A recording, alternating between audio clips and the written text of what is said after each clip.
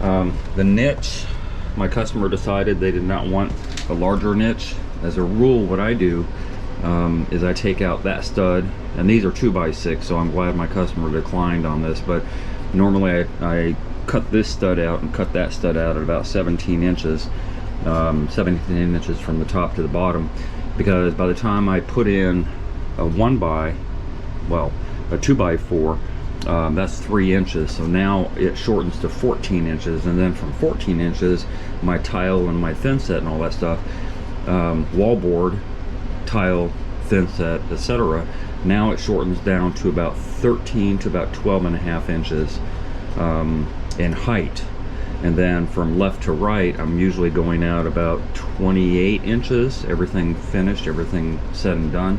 It's about somewhere between about 26 to 28 inches going across. And she declined on that. She didn't want it going across larger. So what I have now is that same 17 inches span, top to bottom, and then just came in with my 2x6. And I haven't nailed it in yet.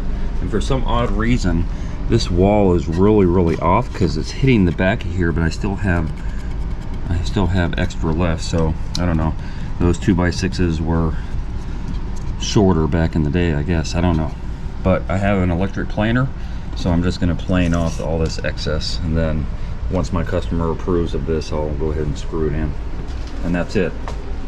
But I got to do that first before I do my wallboard. Now, getting to my wallboard, and I'm going to go on my little diatribe because I need to make people understand this.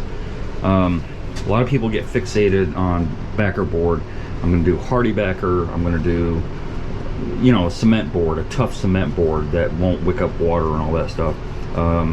Hardy backer is the go-to product for a lot of people. It could be, you know, Durarock. It could be a lot of different wall boards out there, even a foam board. I usually default to green board because at the end of the day, when we waterproof, we're setting our tile onto the waterproofer.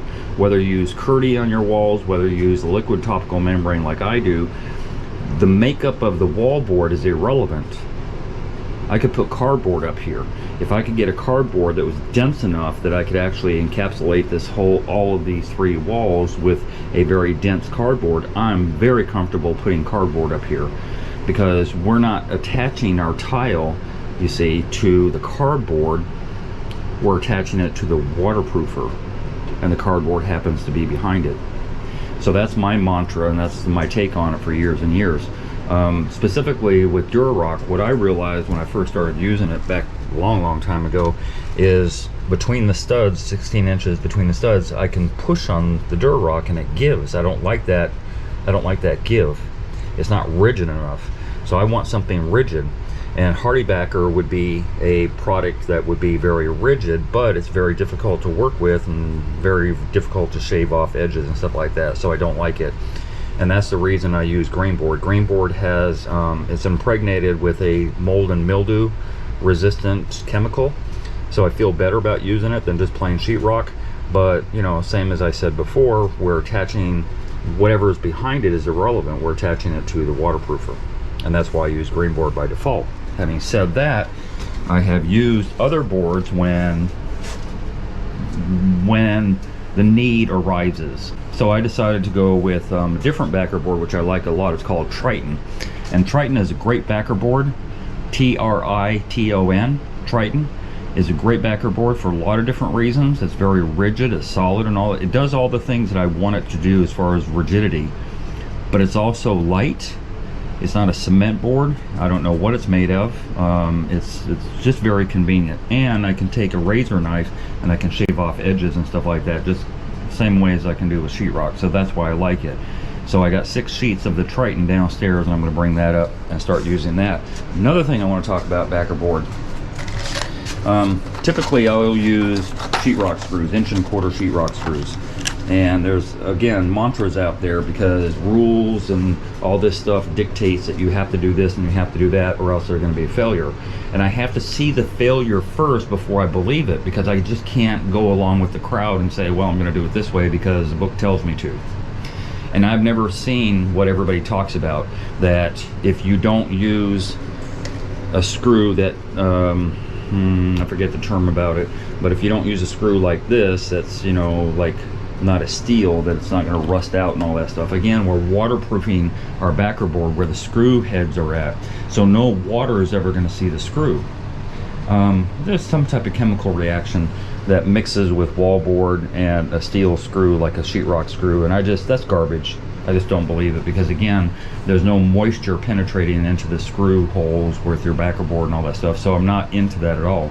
Now, having said that, the reason I'm using these screws, because a guy that I have been dealing with who invented a shower drain, I met at Coverings this last spring, and he was closing up shop on the last day of Coverings, and he just gave me these extra little things of screws, so I'm using these. I don't even know what they are. Are they Durarock? Yep, they're Durarock screws. Corrosion resistant. Corrosion. See, that's the thing. Yes, these will corrode with moisture, but they're never going to see moisture, so it doesn't really matter. Having said that, I have no need for these except for my customers, so I just brought both of them, and this will get me through the job. So that's kind of my pushback. I'm a maverick. I'm a maverick in a lot of different ways, because it's like I'm from Missouri. Show me where there's a failure for me to mitigate that failure. I just don't see it. Same as I don't do caulking in the corners of my tile, because I'm not seeing that separation that people talk about. It could happen, and when and if it does, then take care of it then. But I'm not really, you know, I just, through my 20 plus years of experience, I have to see things fail in order for me to come up with some type of preventative cure, mitigation. But anyway, I'm going to get started. I have all this backer board to bring upstairs, so I'll quit rambling and get to work. Oh, I'm putting up the grab bar too. So now I'm going to ramble again a little bit. I don't know where she wants to put this grab bar, and I'm assuming it's going to go somewhere below the niche. That's what I think, but she hasn't told me yet. And so wherever that grab bar goes, I have extra of this 2x6. So that 2x6 will span the distance here and span the distance there. And then I'll do the measurement from the ceiling all the way down to center. Measurement from the ceiling, because the ceiling doesn't change. That measurement will always be finite as opposed to the floor. Although I have a large girth in order to hit my screws and all that stuff. But yes, you want if you're gonna have a grab bar, have something solid behind it first. Now I'll get to work. This, ladies and gentlemen, is Triton. I love Triton board. I'm gonna say it's probably at least 20, maybe 30% lighter than Durarock, and definitely lighter than Hardybacker. And look how it scores. It just scores so nice. And it doesn't have any of the bad attributes that Durarock has, where it's got a bunch of rocks at the end of it that break apart. Hardybacker, you have to cut outside with a circular saw, and it's heavy. And the juice isn't worth the squeeze. Because again, Hardybacker, or any backer board for that matter, is not doing anything for you. You know, it's simply holding up your tile, but the waterproofing is your Achilles heel. Oh, by the way, before you cover up your niche, do your measurement. I know I got 6.5 inches from the bottom of here to the top of here. 6.5, it's 13.5 from top to bottom on the inside, and then it's 14.5 left to right, here to here, so that I can go in with my Dremel and cut that out afterward.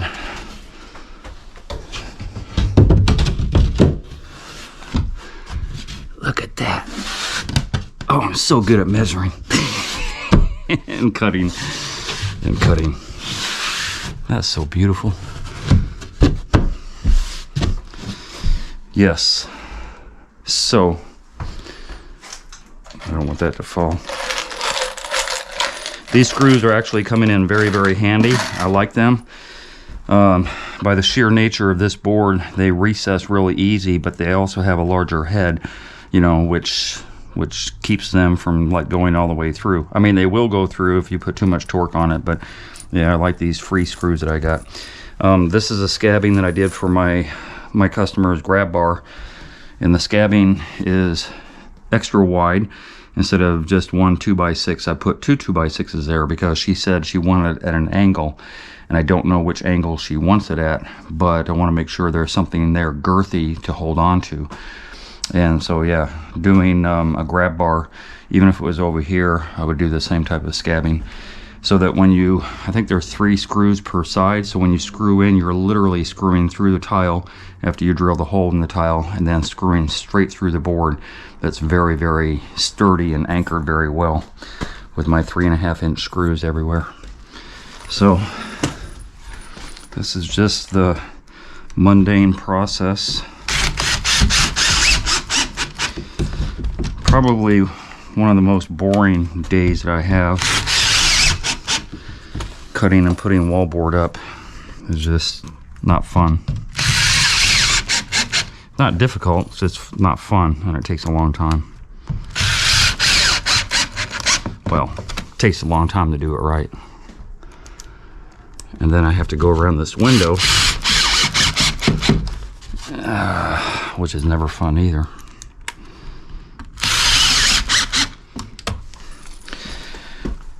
We talked about the bump out with the shower pan liner.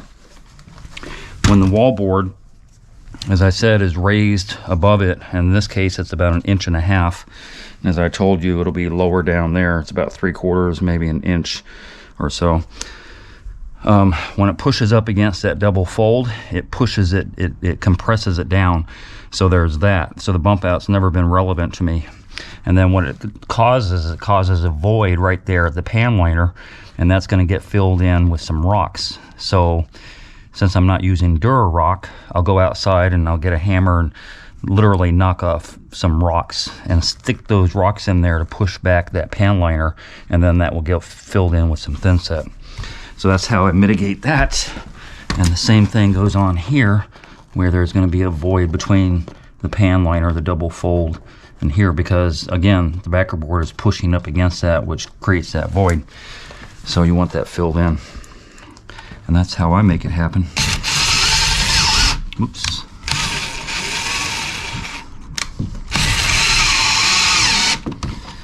And that's about it. That's all I can tell you. The rest of this, like I said, very monotonous and boring.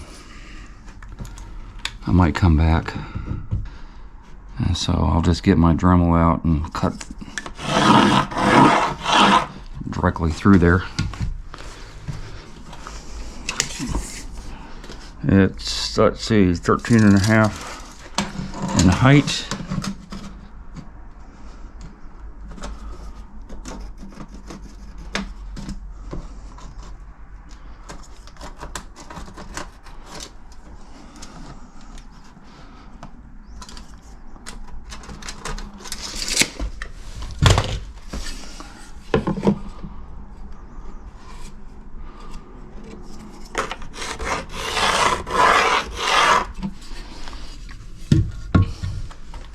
The only measurement that I didn't get, whoops, I didn't get from the corner here up to that stud. I should have done that. But once I get this cut, I'll be able to know where my stud is at. 14 inches. See, this left to right 14.5 inches doesn't mean anything until I get one of these cuts done. Yeah. Oh well. Anyway, let me get busy. All right, got all the wallboard? Yeah. There are a couple little tiny pieces down there at the end, but basically it's all up. Round about about 2.5 to 3 hours to do all these cuts and screw in and yada yada yada. However you make it happen. As I said before, I did this cutout. You can put caulking on the back of this piece. In this case I put thin set because I didn't have any caulking, and you just push it against the wall back there. If you have insulation, take it out, obviously. I'm talking about the foam insulation. And then wrap it around with your wallboard. What else can I tell you? Oh, when I first was doing plumbing, I told you what a mud guard is for. It's to protect the valve, but it's also to give you a parameter of your finished tile. So if you look here, I have starting at about 3/4, well, about an inch of playroom. I have about half an inch, maybe 3/4 left, which is perfect, perfect, perfect. My thin set, my tile will bump out flush with this mud guard, and that's what it's for mainly. What else? Where the transitions are, transitions here and the transitions between the pieces of board and all that stuff, people like to put tape there. You know, you could put a mesh tape, fiberglass mesh tape if you want to. I never do because I don't believe in it. I use a liquid topical membrane, Red Guard specifically. Red Guard is a crack preventer as well as a waterproofer, and because it prevents cracks already, I don't anticipate any cracking going on here that would transfer through the Red Guard. In fact, just the opposite. Not the opposite, going forward. If there was a crack here, if your tile goes here and your tile goes here and there's a crack, then you know you can put, there's not going to crack your tile. So worst case scenario is you have a little crack with your grout and then put some caulking in there if you want to, but I don't advocate caulking unless you absolutely want to. There'll be no transference of any movement between these boards to your tile. No transference of any movement. It just doesn't happen. When people say things, it's almost like that label that says McDonald's coffee is hot. It's like, I'm not going to say for dummies, but I'm just going to say it's not needed. You're just, certain things are not needed. Ooh, I need to get some rocks. Remember I told you about the rocks so I can push in the pan liner? So I don't have the rocks yet. But basically, all you're doing is taking your thin set, putting it in all the cracks, screeding it out the best you can.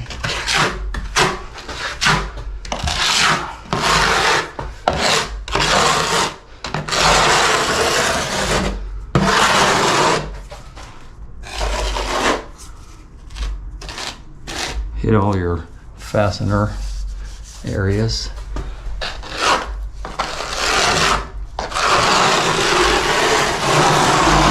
And that's it. That's all there is to it. Where this transition is, I usually have, as I said before, green board, so I usually use sheetrock mud between these. And at first I thought about using just thin set between them, but the more I thought about it, I'm still going to use sheetrock mud.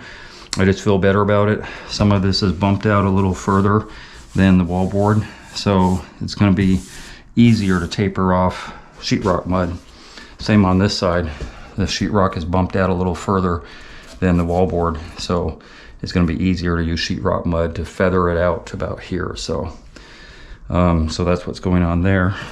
What else? I don't know what else to tell you. Buttering the curb.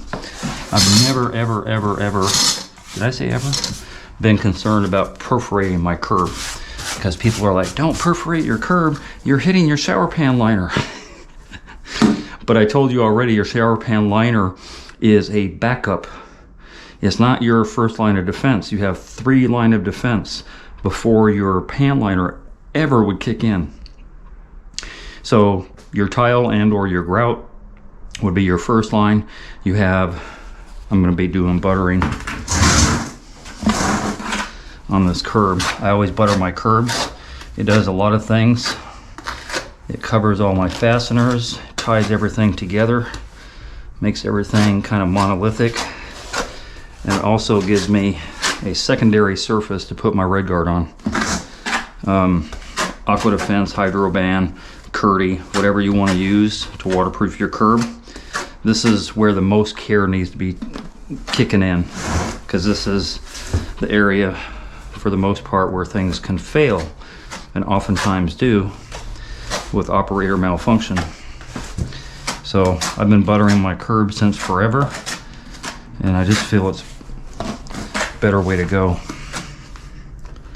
rather than just waterproofing the surface of whatever the wallboard is. Oh, before I rudely interrupted myself. So you have your tile and or your grout, first line of defense. Although I'm not doing tile, I'm doing a monolithic 6-inch wide curb top that goes across here. And that curb top is your first line of, nothing's gonna get through your curb top. Those pieces are 6 foot long. We cut them off at 5 foot and we set them on top after the waterproofing. So that curb top is your first and only line of defense that you'll ever need. If water gets through, because the only place it can get through is the sides here, then it's going to hit the red guard or whatever your waterproofer is. Then it has to go through this sunset and eventually get into your wallboard and make it to your pan liner. This process, this theoretical process where your curb could fail, would take literally, you know, 30, 40, 50 years for that to ever happen. And again, this is a shower, not a tsunami. People get, oh no, my shower's gonna leak, my shower's gonna leak, my shower. It's not getting water on it 24/7. Yes, it's good to be cautious, but it's not good to overkill the thought process. My mantra is think like water. If you think like water and you assume that water can get into a certain area and you mitigate that however that happens, you're golden. All these seams where the wallboard meets the wallboard is another reason I like buttering.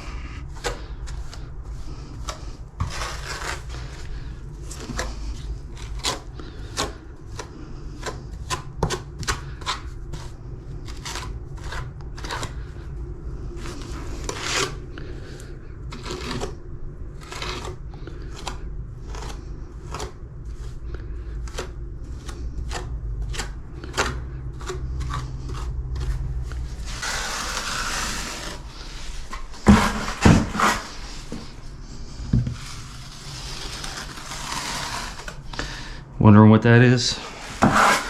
Off camera, I did all the sheetrock feathering, tapering that I was telling you about, and some of it dropped there. And rather than mess with it, it's just easier to let it dry. Where in place, it'll come off tomorrow much easier than it will now, so I don't mess up the rest of the surface of the curb.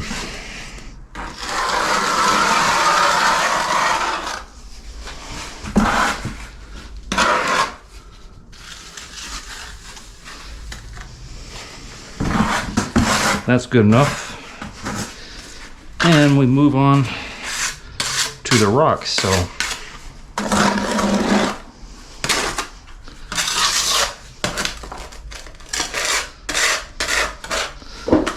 on my break, I went outside and I beat up a couple of rocks.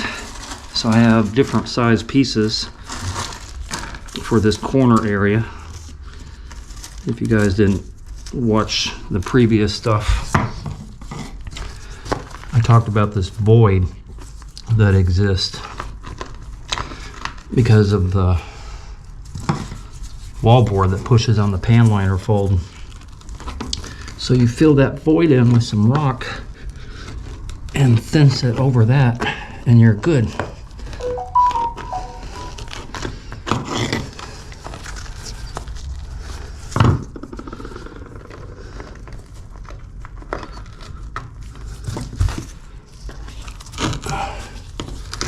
And for those of you wondering why I'm using a chisel, because this is one of my dull chisels that I use for everything but wood. And it makes it really easy to push in rocks when I need to. That one's a bit too big, so I go with a smaller one.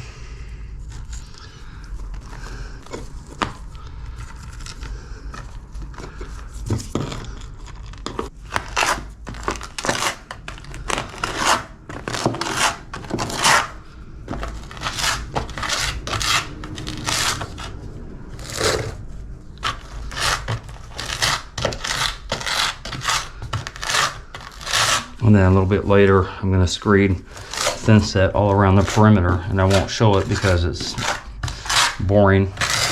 Don't want to waste my battery. But it's going to be something like this.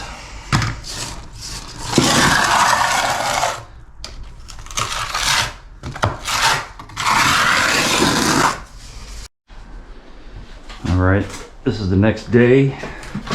Before I came on camera, I scraped off, not on the sheetrock mud, but on the curb, I scraped off all the little boogers and smoothed it out with my knife. You know, just going like that all the way around, inside, outside.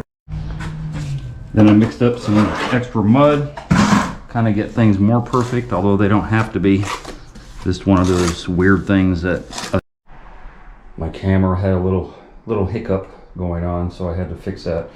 What I was saying before I was so rudely interrupted was that before I came on camera, I took my 6-inch blade and I just scraped off all the boogers and all that stuff all over the walls, everywhere that I patched holes and stuff like that. I just scraped off the excess thin set. And then going forward, and I didn't show it on camera, going forward, I kind of fixed some of those indiscrepancies that were going on the curb.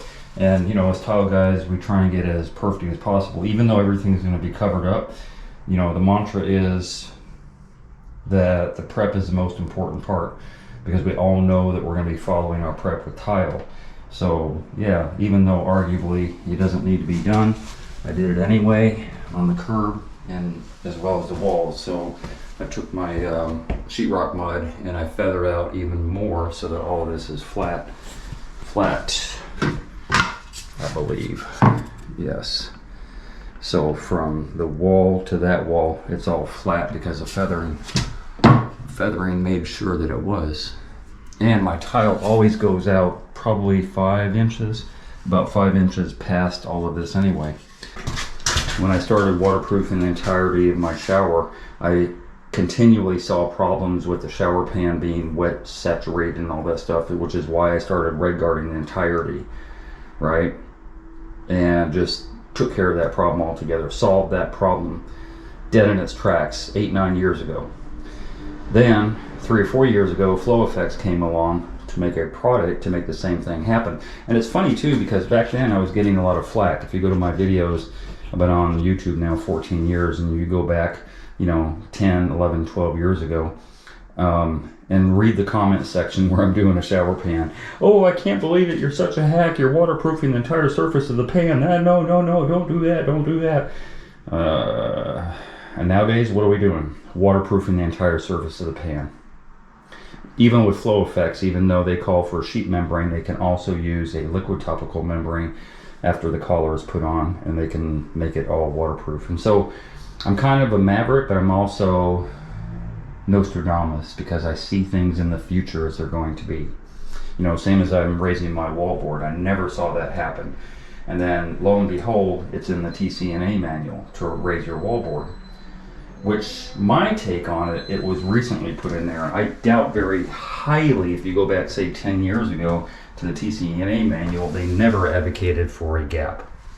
That's just my take on it. But then again, Nostradamus knows better. That being said, this all has to dry now. My goal today is to waterproof the entirety of this shower. So I'm going to get the red guard and the brush and the rollers and all that stuff, and I'm going to be, oh, and I have to do the caulking around the drain too. So that's my goal. By the end of the day, this entire shower will be waterproof, so that tomorrow I can start slinging tile. But I can't waterproof anything until all of this mud dries that I put on here. So I'm going to be, in the meantime, bringing tile upstairs and getting things organized, get my tile saw set up, etc., etc. So I'm going to kill off time that way. Once this is all dry, then I have another hour and a half or so. I got to put the red guard on. That takes about roughly 30-40 minutes to dry, and then my second coat goes on, and then that's it. Then I'm ready to tile. Hey, if you enjoyed that video and you learned something, consider being a Patreon member. $5, $10, $15 a month would help me greatly produce more videos. I make nothing from YouTube at all. If you're gonna call me for advice, please donate $50 for 30 minutes. My link to my PayPal and my Patreon account is down below. And if you haven't already, hit the subscribe button and hit the bell so you get immediate notifications as soon as I post videos. And thank you very much for your support.